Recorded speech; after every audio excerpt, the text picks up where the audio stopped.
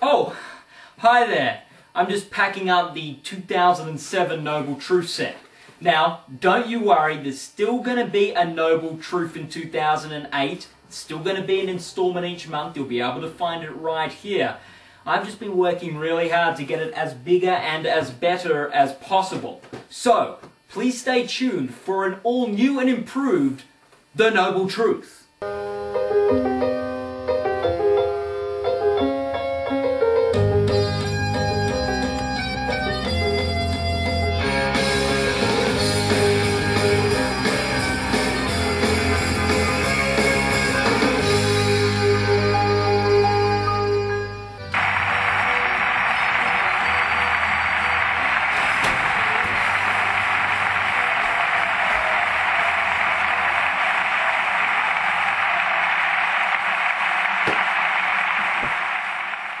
Hi and welcome to the Noble Truth 2008! You've just seen a new piece of theme music. Now we'll actually each month have a different piece of theme music, and at the end of the year you'll be able to vote on your favourite one that we'll use for 2009.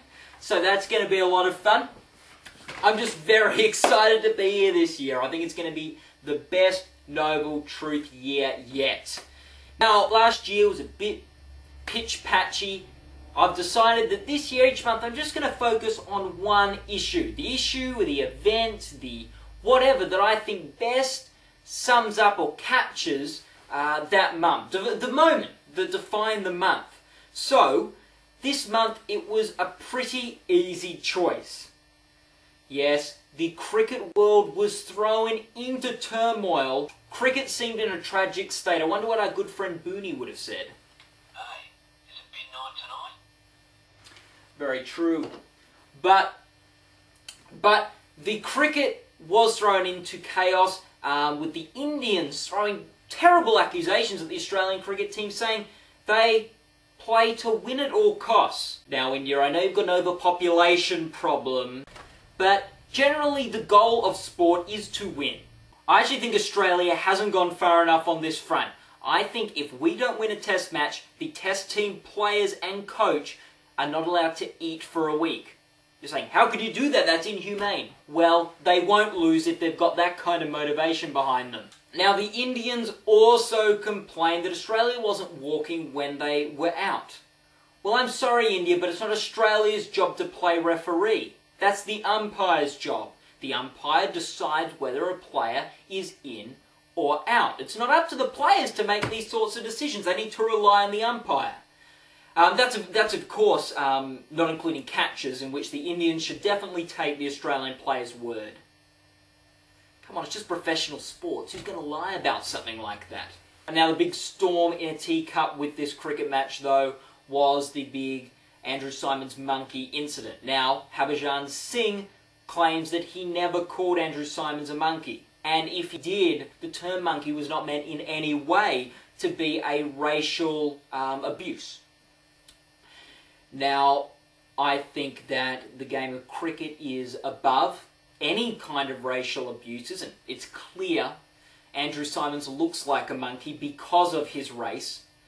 And I know, I actually, you've known from the Noble Truth that I do play a bit of cricket, but you may not know that I actually captain my own cricket side on the weekend, and...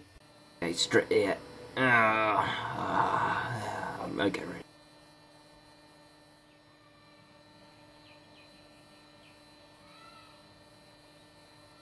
Hey, I was at your mum's place last night. I just her all night long. You just son of a bitch. You little prick. Why don't you bitch? You little... Hey, Rep, do you hear what he called me? He just called me a monkey. Racial abuse. I wanted him to put on report. Yep, you could... Okay, good. Thanks for helping me out. Yeah, up yours, mother. So as you can see, racial abuse should not be tolerated on the cricket field. So if there is any of that, or anything that you can loosely relate to racial abuse, report that to an umpire. It'll only give your team an advantage. And at the same time, though, obviously a bit of sledging is is okay on the cricket field. Just gets the tension up a little bit, and there's a bit of fun. Now, there's another big issue happening this year, and we will be having an instalment on this each month. Now, George W. Bush is leaving the presidency this year, and he has left massive shoes to fill. I'd go as far to say the greatest president of all time. So, who's going to replace him? Well, we're going to have a segment this year called The Race to Replace. Race to Replace! Hopefully, this first installment will serve as a helpful Presidential Election 101 course. Now, unfortunately, unlike Australia, where the leaders of each party are selected in secret backroom deals, where sitting members of parliament are offered lucrative positions in the cabinet for the vote, the actual general public vote for who the leaders of the party are going into the presidential election. They do this by turning up to their state's primary, caucus, or convention and casting the vote for who they think is best going to represent their party. The first primaries and caucuses took place in January. Let's see which Republican candidates won which states. So Mike Huckabee kicked off well by winning Iowa. Then we had Mitt Romney win Wyoming, Michigan, and Nevada. And we had John McCain win New Hampshire, South Carolina, and Florida. Now let's have a look at which Republican candidates dropped out of the race. Duncan Hunter dropped out, or former Law and Order star Fred Thompson dropped out, and former frontrunner for the nomination, Giuliani, bowed out with only one delegate. Yes, delegates. It's not as simple as whoever wins the most states wins the nomination, but the nomination is given to whichever candidate can get 1,195 delegates. Each state is allocated a certain number of delegates, and the results of the primaries and caucuses determine how those delegates are distributed to the candidates. So, at the end of January, the delegate count for the candidates still in the race was McCain, 93, Romney, 59, Huckabee, 40, Paul, 4. Let's have a look at the Democrat side. We have Barack Obama win Iowa and South Carolina, and Clinton win New Hampshire, Michigan, and Nevada, and Florida. The people who dropped out of the Democratic race, Chris Dodd, Joe Biden, Bill Richardson, Dennis Kucinich. Fans of John Edwards will be pleased to know that although he is yet to win a state, he said on CNN that he was prepared to stay in the race all the way to the convention. A few days later, he withdrew his candidacy for president. So let's now have a look at that all-important delegate count for the remaining candidates. You have Barack Obama on 63, Hillary Clinton on 48, and Mike Gravel on 0. Can't wait for February to see how this election goes. Back to you, Matt. Thanks, Matt. One last order of business. Each month, I want to make a suggestion of a TV show you watch, a movie you should go see. I'm going to call it my noble tip. Follow me, follow me.